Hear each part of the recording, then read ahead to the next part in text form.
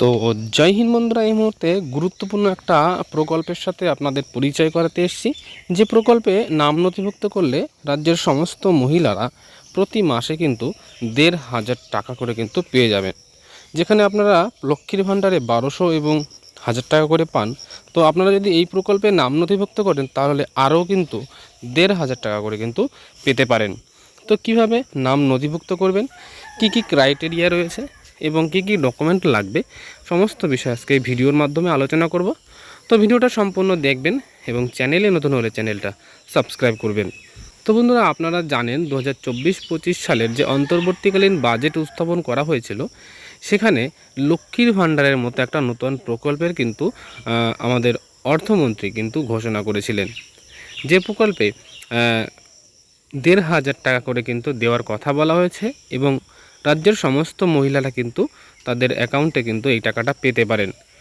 তো বন্ধুরা, কিভাবে আবেদন করবেন, প্রকল্পে কারা কারা এই সুবিধাভোগী হবে, সমস্ত বিষয় বলবো। তো বন্ধুরা, প্রথমেই বলি, এই প্রকল্পে যারা নাম নথিভুক্ত করবেন তারা অবশ্যই তাদের বয়স ২১ থেকে ৬০ বছরের মধ্যে কিন্তু হতে হবে। বিধবা ডিভোর্সি মহিলা এই প্রকল্পের সুবিধা পাবেন। স্কিমের জন্য আবেদন করার সময় আবেদনকারীর মহিলার নিজস্ব একটা ব্যাংক অ্যাকাউন্ট থাকতে হবে এবং যেসব মহিলারা যেসব মহিলা এই প্রকল্পে নাম নথিভুক্ত করবেন তারা যদি আয়কর দিয়ে থাকেন তাহলে কিন্তু তারা এই টাকাটা বা এই প্রকল্পে নাম নথিভুক্ত করতে পারবেন না। যারা সরকারি দপ্তরে কাজ করে থাকেন, যদি কোনো মহিলা সরকারি কোনো দপ্তরের কাজ অথবা কোনো রকম কোনো পেনশন বা কোনো কিছু যদি পেয়ে থাকেন তাহলে কিন্তু তারা কিন্তু এই প্রকল্পে নাম নথিভুক্ত করতে পারবেন না। তো যে মহিলা বর্তমানে অন্যান্য সরকারি আর্থিক স্কিম থেকে ১৫০০ টাকার বেশি সুবিধা পাচ্ছেন তারাও এই প্রকল্পে অযোগ্য। অর্থাৎ যারা ১৫০০ টাকা, মানে এই প্রকল্পে যেহেতু টাকা ১৫০০ টাকা করে দেওয়ার কথা বলা হয়েছে, তো এর থেকে বেশি যদি কোনো প্রকল্পের টাকা পেয়ে থাকেন তাহলে তারা কিন্তু প্রকল্পে নাম নথিভুক্ত করতে পারবেন না। যে মহিলারা পরিবারের সদস্য বর্তমান প্রাক্তন এমপি, বিধায়ক ও যোগ্য আর কি, মানে এখানে বলতে চাইছে এটাই যে এমন কোনো পরিবার আছে যাদের ফ্যামিলি থেকে এমপি কিংবা বিধায়ক, তারা কিন্তু এই প্রকল্পে নাম নথিভুক্ত করতে পারবেন না।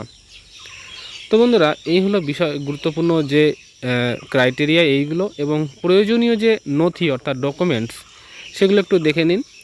সুবিধাভোগী আধার কার্ড লাগবে, মানে যিনি এই প্রকল্পে নাম নথিভুক্ত করবেন তার অবশ্যই আধার কার্ড থাকতে হবে এবং রাজ্যের আবাসিক শংসাপত্র, উপযুক্ত কর্তৃপক্ষ দ্বারা প্রত্যায়িত পরিবারের প্রধান আয়করের শংসাপত্র, বার্ষিক ২.৫ লক্ষ টাকা পর্যন্ত কিন্তু হওয়া বাধ্যতামূলক, মানে ২.৫ লক্ষ টাকার নিচে বা তার বেশি হলে কিন্তু হয়তো নাও হতে পারে।